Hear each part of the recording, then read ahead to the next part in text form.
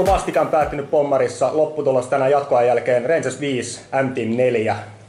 Pressissä M-Team 20 Jere Rekilä, Rangers 11 Teppo Salo. Mikäs miettiä ottelusta? Vierasjoukkue voi aloittaa. No tää on vaikea paikka tää Pommari pelaa kielto toisensa jälkeen. Tuolla on taitavia kavereita ja hyviä laukomaan. Kyllä saatiin aika paljon itsestämme antaa, että saatiin edes toi 1 piste mukaan. Toki oli enemmänkin sitten tasoitettavissa. No ehkä lähdettiin vähän tuohon kaverin kävelyyn silleen mukaan. Ollaan ennen tällä kaudella pelattu aina sillä, että ollaan annettu aika hyvin painit ja näin, mutta tänään ihan toiminut, tehtiinkin vaan tuo 4 maalia. Sekin on ollut tällä kaudella vähän. Tai vois sanoa, että heikosti menty, jos tehdään himas 4, mutta onneksi tuli voitto. Teillä oli hieno starttimatsi, parhaimmillaan 3-0 johto. Mikä tänään jää puuttumaan? Pari maalia lisää. Hyvin yksinkertaisesti. Mä luulen, että jos siitä olisi, kyllä meillä oli paikkoina olla vielä pari lisää, niin mä luulen, että sitten olisi ollut, jos kaverilla olisi ollut vähän pidempi matka kiivettävän, niin se olisi ehkä riittänyt sitten. Teppo tänään 3 maalia ja viime kaudella niin tuttu alivoimasoolo. Miettii omasta matsista? No ihan hyvin. Kiva, kun toi onnistui toi AV-maalikin, että sitä on tällä kaudella pari kertaa jo koitettu. Ihan kiva, että meni sisään. Olisi siinä muutama voinut enemmänkin tehdä, että oli paikka. Pelaatte Jere seuraavaksi Oiffiin vastaan 12.12. Teillä on useampi tiukka matsi, mikä on kääntynyt tappioksi. Mitä hyvää tästä ottelusta löydät siihen seuraavan matsin nähden? Kyllä meillä oli semmoinen hyvä fiilis koko ajan päälle. Tosiaan aika paljon saatiin blokkailla laukauksia ja kyykkiä tuomaan maalia, mutta se on, täältä on muuten todella vaikea pisteet hakea. Et niin on pakko pelata ja se pitää ottaa mukaan sitten seuraaviinkin peleihin ja ehkä sitten hyökkäyspäähän pari napsua lisää. Teppo, teillä kauden viimeinen kotiottelu seuraavaksi Loviisan Tuuriin vastaan 8. päivä. Mikä fiilis tähän otteluun? No, ihan hyvä. Sitä on odotettu, että sieltä kuulemma aika paljon vierasfaneja tulossa aina bussilla, niin odotetaan innolla tästä taas pelaa. Mitkä tekijät tämän ottelun kohdalta on niitä ratkaisutekijöitä sitten tulevassa ottelussa? No tollanen hyvä taisteluilma, mikä meillä nyt oli. Että lähdetään siitä, että niin. Kiitos molemmille. Yes.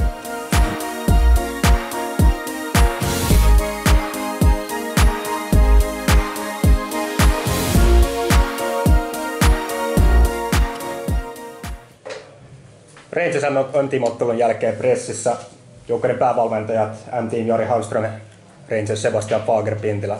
Valmentaja miettii ottelusta. Kiitos.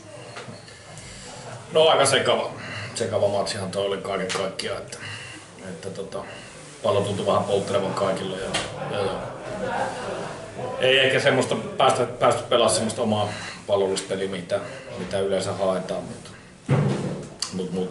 ihan ylpeä siitä, että oliko kauden toinen pistemenetys tällä kotikentällä teille runkosarjan osalta niin meillä on ollut tosiaan vähän vaihteleva tämä otteluohjelma, että tuossa aloitusviikonlopulla pelattiin 3 peliä ja sitten 6 viikkoon 3 peliä ja nyt tämä oli 5 päivää 3. peli ja sitten tuossa vielä osa A-junnuista, jotka noita meidän loukkaantuneita kavereita on ollut paikkaamassa, niin pelasi eilen A-junnu peli, että niillä on 5 päivän 4. peliä viedään, niin kyllä vähän näkyy siinä, että painaa pojilla jaloissa. Tämä on sarjaohjelma tämmöinen ja sen mukaan pitää mennä. Mutta saatiin ihan hyvä startti siinä ja olisi ollut paikkoja naulaa muutama maali enemmänkin, niin olisi varmaan ollut ottelu kulku vähän erilainen. Sebu. No ei, totta kai. Voittoja millä lailla se tuli, niin siihen pitää olla tyytyväinen. Jotenkin oltiin mun mielestä siinä, eka vitonen oli mun mielestä tosi hyvä, sitten jollakin lailla vähän lopahti ja jotenkin ei päästy enää.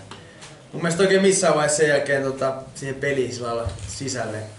Toki oli rikkonainen peli ja kyllä vastustaja maalivahti otti kyllä isoja koppeja pitkin otteluja.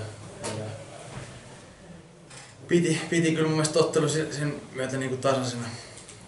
Mutta totta kai voitto lämmittää, ehkä tapa millä tuli, niin ei ihan niin. Tämä oli teille nyt ties kuinka monesti tiukka ottelu ja tuloksien valossa tämän kauden kohdalle.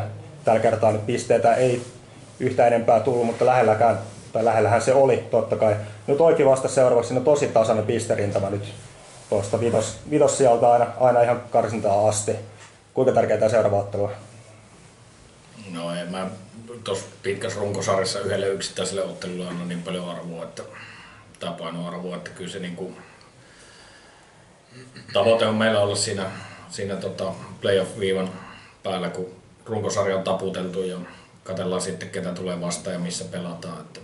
Että se on siinä niinku meidän tavoitteena nyt, että ja noihin tiukkoihin peleihin nyt, jos tuossa miettii, niin meillä on aika paljon ollut loukkaantumista ja poissaoloja ihan ykköskenttää myöten ollut rotaatiota kohtuu paljon. Teillä on avausviikonlopun jälkeen saatu kertaakaan pelattu sillä tavalla, että olisi 2 kenttää pysynyt samana. Niin kyllä se vähän totta kai sekoittaa viisikkopeliä, mutta toivotaan, että ne loukit tässä syyskaudella ja keväällä sitten saadaan vähän rosteriin pidettyä enemmän ehjänä. Sebu tosiaan seuraavaksi Loviisan tuuri kotona. Teikäläisen varmasti tärkeä ottelu myös muista syistä kuin pelkästään tätä kautta katellen. Mikä fiilis?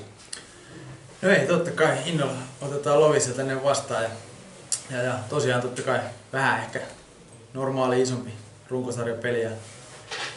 Toki siihen on vähän reilu viikko aikaa ja tässä on ollut aika pitkä syksy ja tosiaan nyt tulevana viikonloppuna vähän päästään huiliin ja vähän jengin kanssa virkistäytymään, niin haetaan sieltä vähän uutta virtaa ja voimaa ja ollaan valmiita.